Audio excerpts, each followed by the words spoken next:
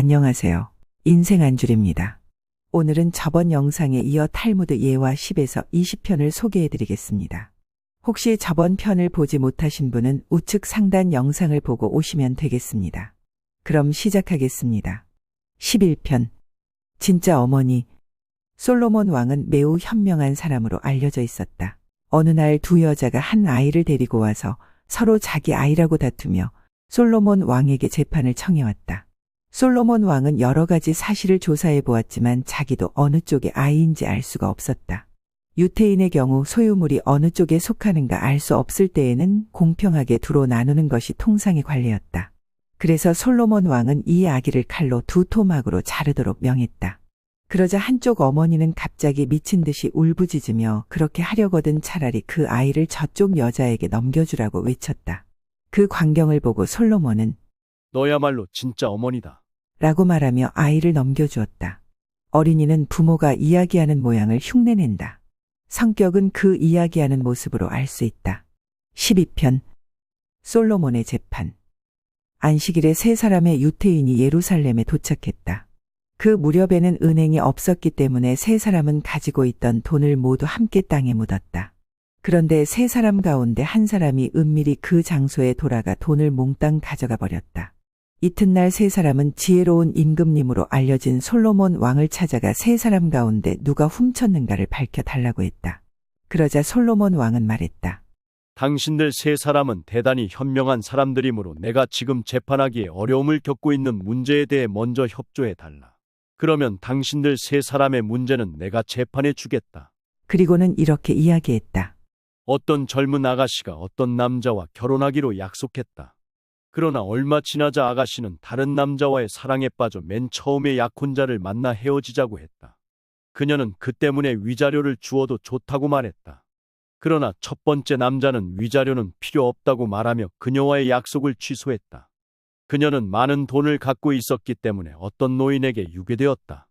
그녀는 나는 결혼하려고 약속했던 남성에게 약혼 취소를 요구했음에도 위자료도 받지 않고 헤어져 주었습니다.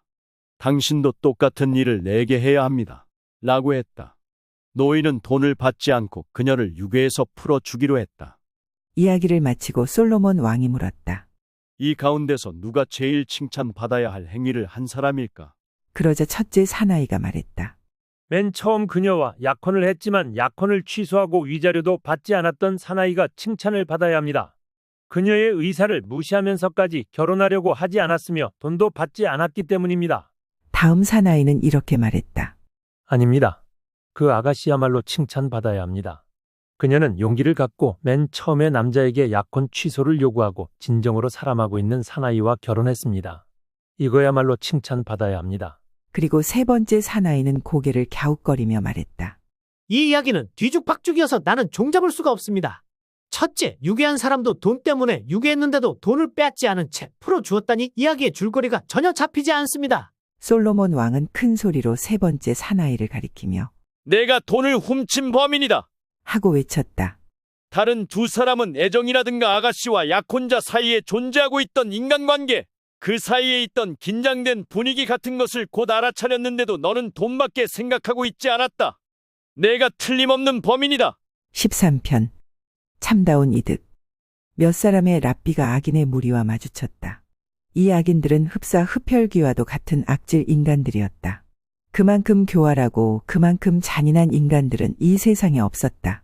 한 사람의 랍비는 이러한 인간들은 물에 빠져서 모두 죽어버렸으면 좋을 것이라고 말했다. 그러나 랍비 가운데에서 가장 위대했던 랍비는 이렇게 말했다. 아니야. 유태인으로서 그런 생각을 가져서는 안 돼요. 아무리 이 인간들이 죽어버리는 게 좋다고 생각하더라도 그러한 일을 기도해서는 안 돼요. 악인들이 멸망하는 것을 기대하기보다는 악인들이 참회하는 것을 바라야 하오. 악인을 벌하는 것은 이쪽에 있어서는 아무런 이득이 되지 않는다. 그들을 회개시키거나 이쪽 편에 끌어들이지 않는 한 손해가 될 뿐이다. 14편. 말을 훔친 페니아. 솔로몬은 시간이 나면 장기 두기를 즐겼다. 지혜롭기로 이름난 솔로몬이었던 만큼 그의 장기 기술은 상대방의 속마음을 꿰뚫어 보듯 능수능란하여서 한 번도 지는 일이 없었다. 어느 날 솔로몬은 그의 고문인 베나야와 함께 장기를 두고 있었다. 깊이 생각을 하며 장기를 두어 나가는 솔로몬인지라 장기가 시작된 지 얼마 되지 않아서 베나야의 폐색이 짙어졌다. 이제 베나야가 둘 차례였지만 묘한 수가 나지 않아서 망설이고 있었다. 그때 마침 성 밖에서 싸우는 소리가 들렸다. 그 소리가 제법 크게 들렸는지라 호기심이 생긴 왕은 장기를 두다 말고 일어서서 창가로 가서는 밖을 내다보았다. 베나야는 그 틈을 타서 솔로몬의 장기 중에서 한 개를 슬쩍 감추어 버렸다. 왕은 다시 돌아왔지만 말 한 개가 부족하다는 것을 눈치채지 못한 채 계속 장기를 두었다. 시간이 흐르자 왕의 형세는 차츰 불리해져 갔고 급기야 패한 것을 인정하지 않을 수가 없게 되었다. 항상 지기만 하던 베나야는 처음으로 승자가 되었다. 왕은 패했다는 데 대하여 화가 났다. 자기보다 잘 두는 사람은 없다고 생각했는데 갑자기 베나야가 유력한 경쟁자로 떠오른 것이다. 왕은 패한 이유를 알아보려고 처음에 시작할 때처럼 말을 늘어놓고는 곰곰이 생각하면서 처음부터 말을 한 개씩 두어 나갔다. 그리고는 마침내 말 한 마리가 중간에 없어져 버린 것을 알게 되었다. 내가 밖을 살피러 창가로 갔을 때 베나야가 말을 하나 숨긴 게 틀림없어. 패에 가던 베나야가 그 다음부터 이기기 시작했거든. 사람을 속이다니 고약한 행동을 했구나. 내가 직접 대놓고 꾸짖지 않아도 스스로 고백하도록 하리라. 솔로몬은 그 후에도 베나야에게는 아무 내색도 하지 않았다. 그러던 어느 날 왕은 어둠이 깔린 창밖을 내다보고 있는데 얼굴이 험상궂고 어깨에 자루를 맨 두 사내가 무엇인가 수군대면서 지나가는 것이 눈에 띄었다. 차림새나 하는 짓거리로 보아 도둑질을 하러 가는 것이 틀림없다고 생각되었다. 왕은 곧방으로 돌아와서 왕의 옷을 벗고 허름한 평민의 옷으로 갈아입었다. 그리고는 거리로 나가 그 두 사내를 따라갔다. 이윽고 두 사내와 만난 솔로몬은 그들과 인사를 한 후 좋은 계획을 하나 제안하겠다고 말했다. 나도 과거엔 도둑질 꽤나 한다는 사람이었다오. 자, 여기 왕이 거처하는 방에 열쇠가 있어. 나는 그곳의 구조가 어떻게 되어 있는지도 잘 알고 있어. 오래전부터 왕궁을 털 생각으로 계획을 착착 세워왔는데 미처 용기가 나지 않아서 이럭저럭 시간만 낭비하고 말았어. 어떠시오, 형씨들? 나랑 한번 일을 벌여볼 생각이 없어. 두 사내는 솔로몬의 계획을 좀 더 자세히 듣고는 그럴싸하다고 판단을 내려 함께 일할 것을 승낙했다. 왕궁의 구조를 잘 안다고 했어? 그럼 그곳으로 들어가는 건 당신이 앞장서시오. 물건을 훔치는 일은 우리가 할 테니. 좋소. 하지만 지금은 일러서 안 돼요. 좀 더 기다렸다 합시다. 예루살렘 성이 아주 칠흑 같은 어둠에 잠길 때까지. 이윽고 시간이 흘러 한밤중이 되자 왕은 두 도둑에게 행동을 시작하자고 말했다. 솔로몬을 따라 궁전으로 들어간 두 도둑은 여기저기 널려있는 진귀한 것들에 눈이 휘둥그레지며 아무 물건이나 집어서는 자루에 넣으려고 했다. 이런 물건은 가져가나 마나 부피만 차지할 뿐이요.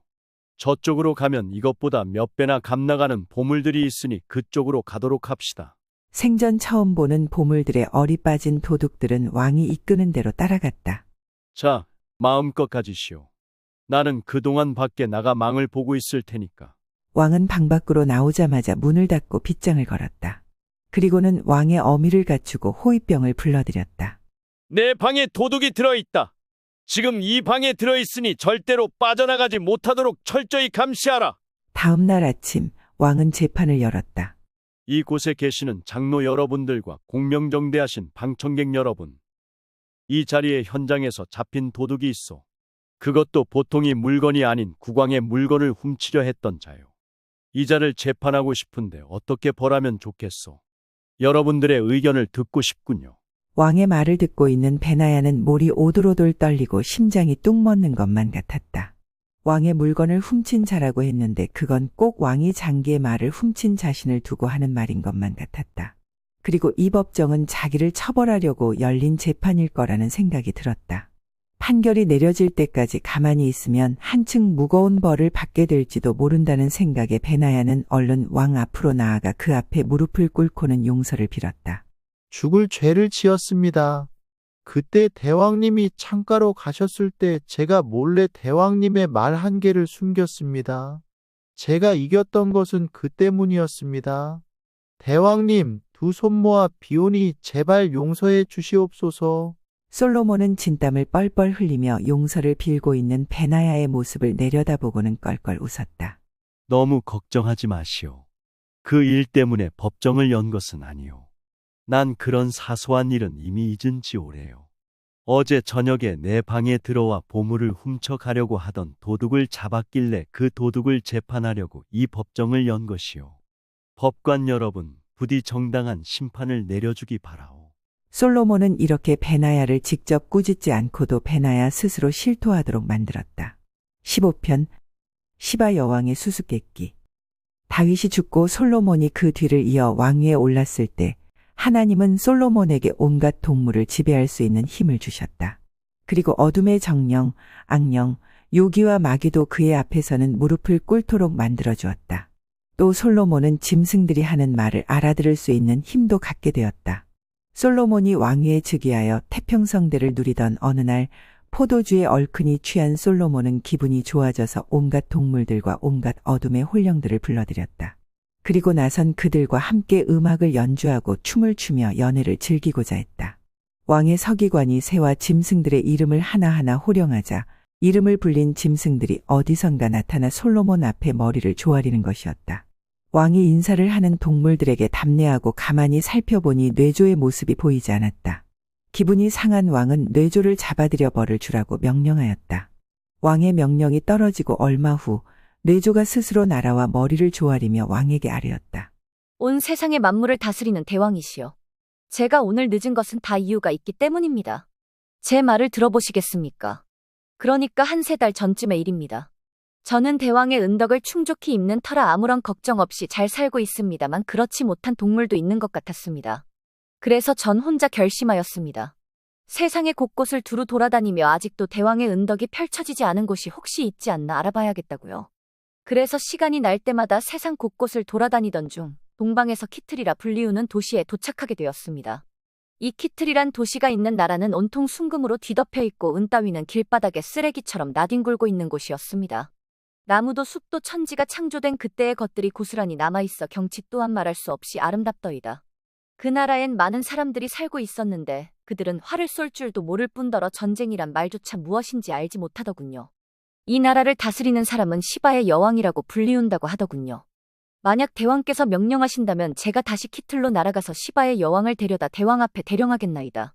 뇌조의 이야기를 다 들은 솔로몬 왕은 시바라는 나라에 대해 궁금하기도 했고 여왕이라는 사람도 보고 싶어졌다. 그리하여 뇌조의 제안에 따르기로 하고 서기관을 시켜 편지를 쓰게 하여 그것을 뇌조의 날개에 매달아 주었다.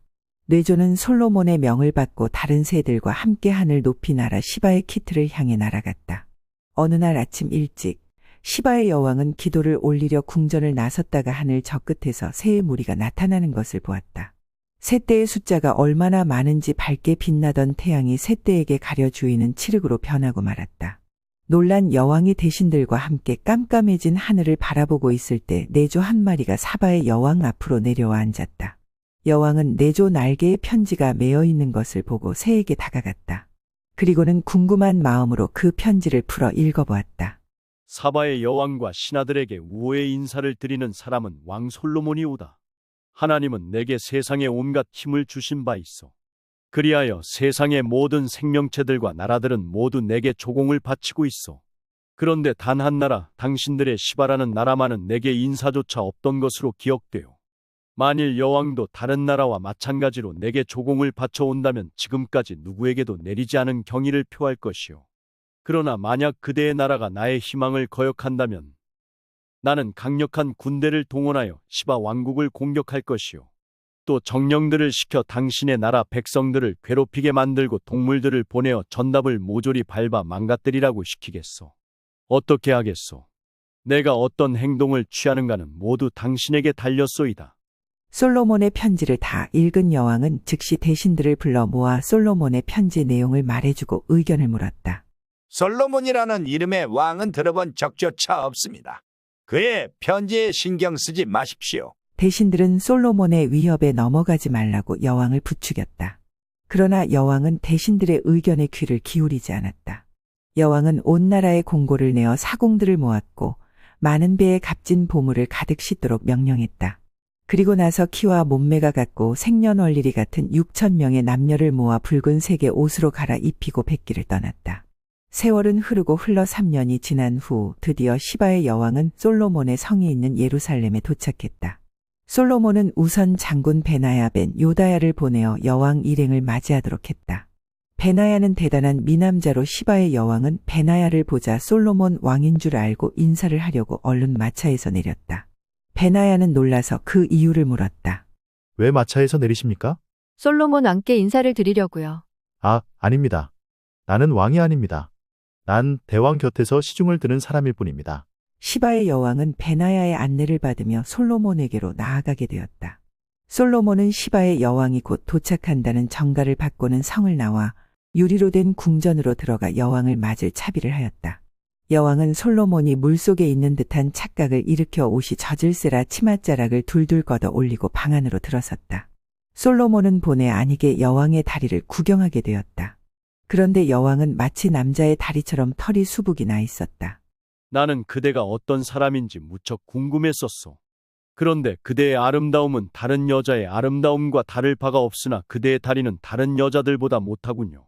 그러자 시바의 여왕이 말했다. 대왕이시여, 나는 대왕께서 무척 현명하다는 이야기를 들었습니다. 이제 내가 3가지 수수께끼를 내겠습니다. 만일 그것을 알아맞추신다면 왕께서는 소문 그대로 현자이심이 틀림없습니다. 하지만 그것을 알아맞추지 못하신다면 대왕은 보통 남자와 다를 바 없을 것입니다. 솔로몬은 여왕에게 수수께끼를 내보라고 말했다.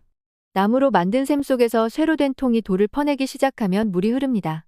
그것은 무엇입니까? 그것은 화장상자요. 나무로 만든 화장상자 속에서 조그만 쇠수저로 눈 화장하는 돌가루를 퍼내어 눈꺼풀에 문질러 바르면 눈물이 흐릅니다. 여왕은 고개를 끄덕이고는 다음에 수수께끼를 내었다. 흙 속에서 나와서 먼지를 먹고 반죽같이 되어 집안을 엿보는 것이 있습니다. 무엇일까요? 그것은 집을 지을 때 바르는 안료라는 것이요. 여왕은 역시 고개를 끄덕였다. 그리고는 마지막으로 문제를 내었다. 갈대처럼 머리를 길게 늘어뜨리고 있다가 바람이 불면 좌우로 흔들리며 크게 울부짖습니다. 부자에게는 명예를, 가난한 사람에게는 수치심을, 죽은 사람에게는 장식이며 살아있는 자에게는 고통이 됩니다. 그것은 무엇인지 아시겠습니까? 모시가 아닌가요? 들판에서 자랄 때는 머리를 늘어뜨리고 있다가 돛에 달면 바닷바람에 포효하듯 울부짖고, 좋은 옷을 입은 부자는 의시되며 자랑하고, 누더기를 입은 가난한 사람은 부끄러워하며, 삼배옷을 입혀 죽은 자를 감고, 모시풀을 꼬아 교수대에 밧줄로 쓴다면 교수대에서 죽음을 당하게 될 사람에겐 고통스럽기 짝이 없는 일이지요. 솔로몬의 대답을 조용히 듣고 있던 여왕은 그 지혜로움에 감탄을 했다. 저는 이제껏 대왕만큼 지혜로운 사람은 만나본 적이 없습니다. 대왕님은 역시 이 세상을 다스릴 만하십니다. 솔로몬은 시바 여왕을 궁전으로 안내했다. 궁전의 성스럽고 호화로운 광경을 보자 여왕은 솔로몬을 창조해 주신 하나님께 감사와 찬양을 드렸다. 그리고 가지고 온 보물들을 망설임 없이 솔로몬 왕께 바쳤다. 16편 탑 속에 갇힌 솔로몬의 공주. 솔로몬 왕에게는 아주 아름다운 딸이 하나 있었다. 솔로몬은 자기의 아름답고 사랑스러운 공주에게 과연 어떤 사람이 배필로 짝지어 질 것인지 궁금해졌다. 그래서 어느 날 밤 별자리를 살펴보았다. 그러자 신랑 될 사람은 이 나라 안에서 가장 가난한 사람이란 점괘가 나왔다. 사랑하는 딸이 가난한 남자와 결혼할 것이라는 것에 기분이 상한 왕은 바다 한가운데의 외딴 섬의 높은 탑 안에 공주를 살도록 했다. 그것도 모자라 이스라엘의 장로 중 70명을 뽑아 공주를 호위하게 했다. 그리고 물과 먹을 것을 충분히 넣어준 다음 출입문을 하나도 남기지 않고 봉해버렸다. 외부 사람은 아무도 접근하지 못하게 된 것이다. 자, 이렇게 철저하게 봉쇄를 해놓았으니 하나님이라도 손쓸 도리가 없으실 테지. 솔로몬은 그렇게 생각하고 안심을 했다. 어느 날 밤 누더기를 걸친 한 젊은이가 길을 잃고는 허기진 배를 움켜쥐고 쉴 곳을 찾아 헤매고 있었다. 그의 눈에 풀밭에 소의 해골이 널려 있는 것이 보였다. 젊은이는 조금이라도 몸을 따뜻하게 할 생각으로 소의 갈비뼈 안으로 들어가서 몸을 뉘었다. 그 젊은이가 갈비뼈 안에서 잠든 무렵 어디선가 독수리 한 마리가 날아와서 이 젊은이가 든 소의 뼈를 잡아채어 받아 한가운데에 있는 성의 탑 꼭대기에 떨어뜨려 놓고 가버렸다. 그 탑은 바로 공주가 거처하는 탑이었다.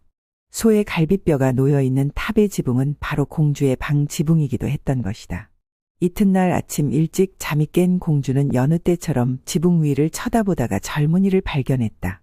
누구시길래 이런 곳에 계신가요? 저는 유태 백성으로 아크라라고 합니다. 거리를 헤매고 있는데 커다란 독수리가 나를 이곳에 물어다 놓았습니다. 젊은 남자를 오랜간만에 보게 된 공주는 젊은이를 자기 방으로 데리고 갔다. 그리고는 목욕을 하게 하고 새 옷으로 갈아입게 했다. 그러자 아크라는 몰라볼 정도로 미남이 되었다.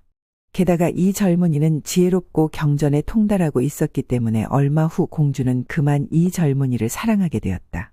어느 날 공주는 젊은이에게 물었다. 저와 결혼해 주신다면 제게 축복이 될 겁니다. 저에게 축복을 주실 마음이 없으십니까? 그건 제가 바라던 바였습니다. 허락만 해주신다면 제게도 크나큰 축복이 됩니다. 젊은이는 그 자리에서 자기 손가락을 물었다. 그리고는 피를 내어 결혼을 약속하는 글을 썼다. 주님, 이제 우리는 결혼을 약속하였습니다.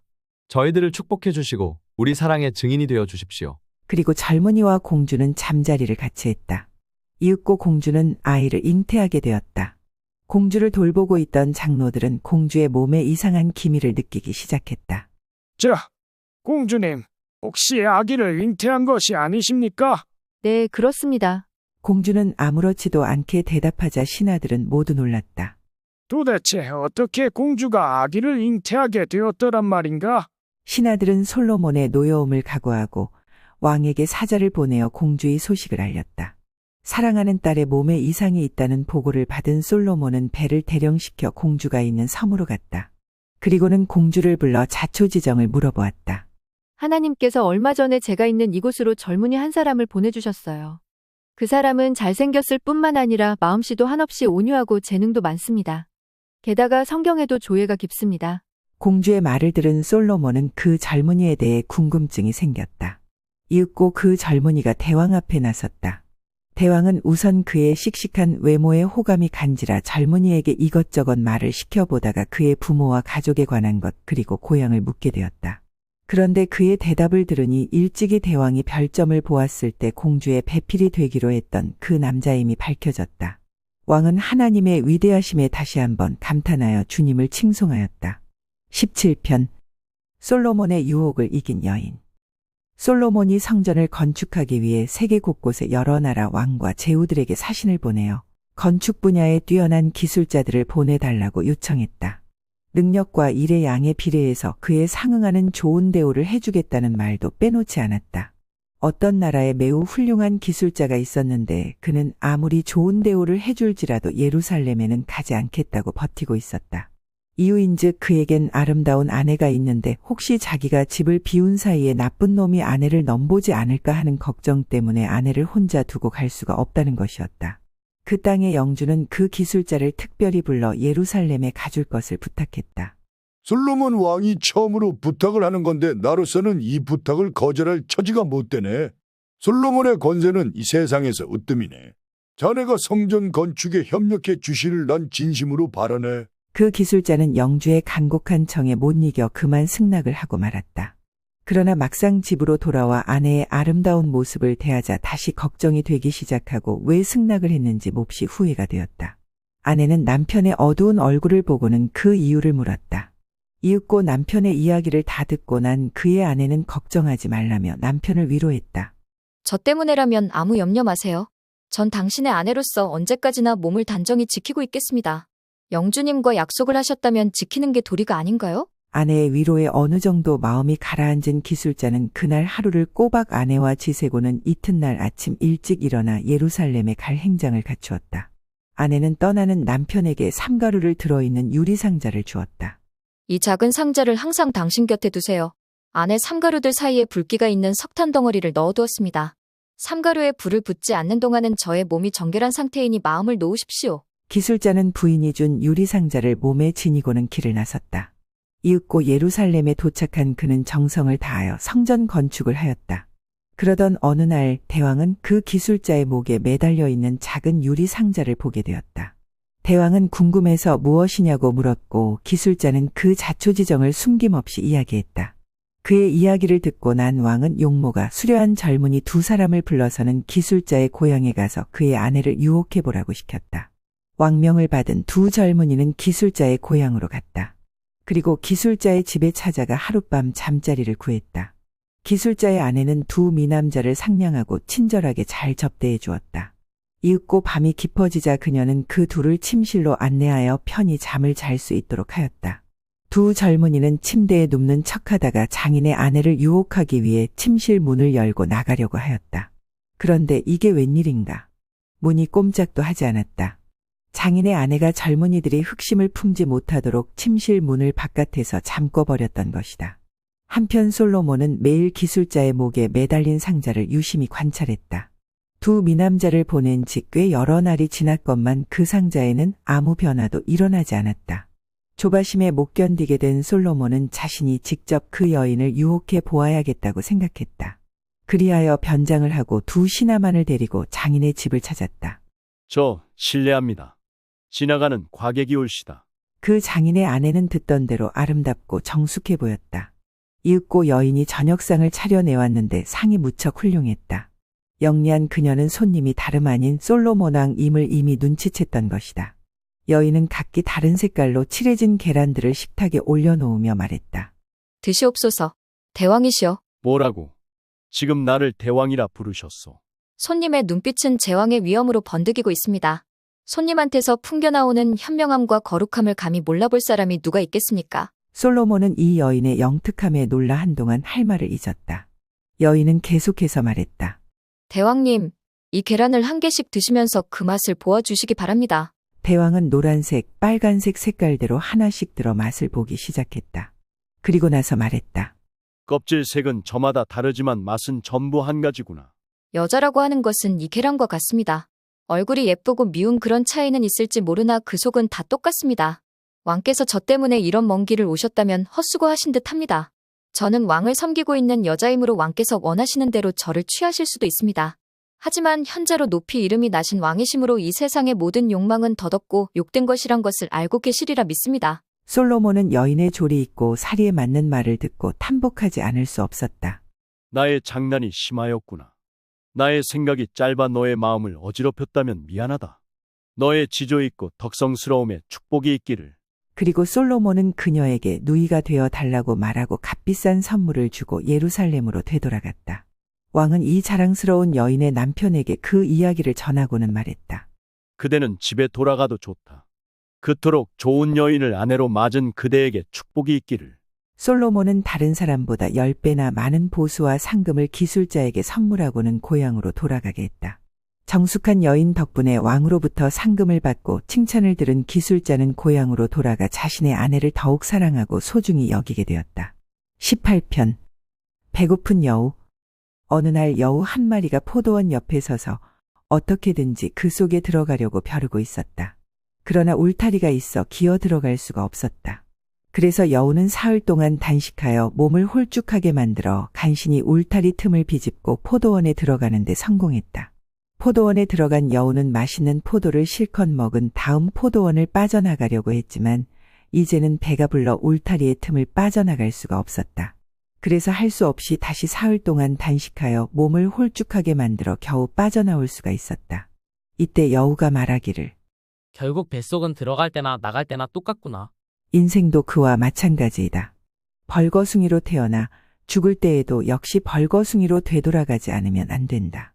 사람은 죽어서 가족과 부귀와 선행의 세 가지를 이 세상에 남긴다. 그러나 선행 이외의 나머지는 과히 대단한 것이 못 된다. 19편. 양치기 모세. 모세가 광야에 있는 장인의 목장에서 양치기로 있을 때의 일이다. 어느 날 그곳에 천사가 하얀 이리의 모습을 하고 나타났다. 하나님의 아들이여, 제 부탁을 좀 들어주세요. 배가 고파 죽을 지경이니 양 한 마리만 먹게 해주십시오. 너는 짐승이면서 어떻게 사람의 말을 하느냐? 당신은 언젠가는 사나이 광야에서 성스러운 책을 받게 될 것입니다. 당신은 또 금송아지가 말을 하는 것을 듣고 발람의 암당나귀가 하는 소리를 기록하게 될 것이요. 그런 당신이 나에게 그런 식으로 말을 하다니요. 제발 당신의 양 한 마리만 주십시오. 그렇게 한다면 얼른 달려가서 주님의 깊은 뜻을 명심하여 열심히 살겠습니다. 그러고 싶어도 이 양들은 나의 장인의 소유라 내 마음대로 할 수가 없다.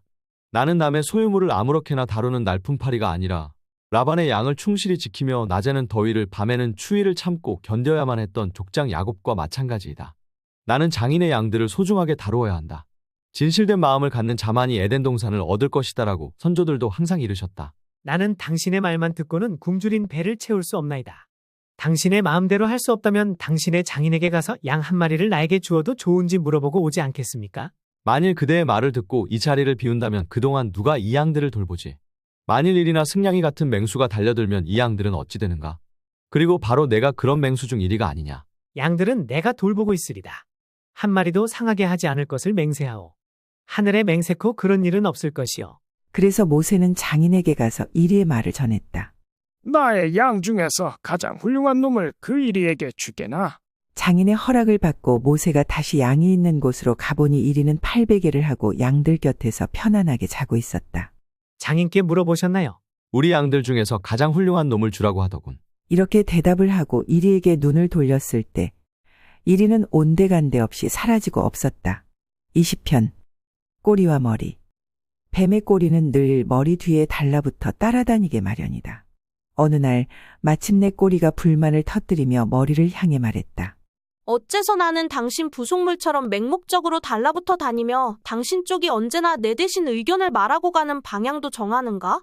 이것은 정말 불공평하다.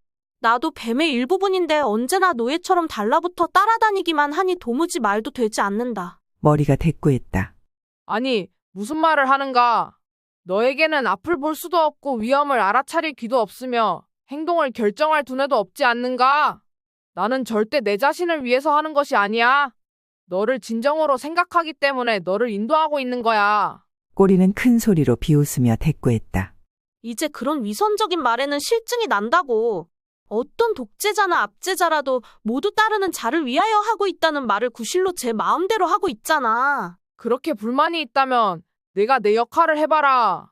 그러자 꼬리는 좋아하며 이번에는 그가 먼저 움직이기 시작했다. 그러나 앞을 보지 못해서 바로 도랑에 떨어져 버렸다.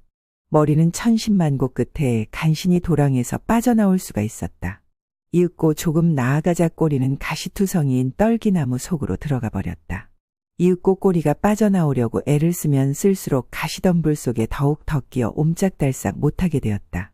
간신히 머리에 도움을 받고 상처를 입으면서 가시덤불 속에서 나올 수가 있었다. 꼬리가 다시 앞장서서 나아가자 이번에는 불이 타고 있는 불길 곳에 들어가 버렸다. 점점 몸이 뜨거워지고 갑자기 주위가 캄캄해지자 뱀은 무서워지기 시작했다. 절박해진 머리가 기를 쓰고 구해내려고 했다. 그러나 때는 이미 늦었다.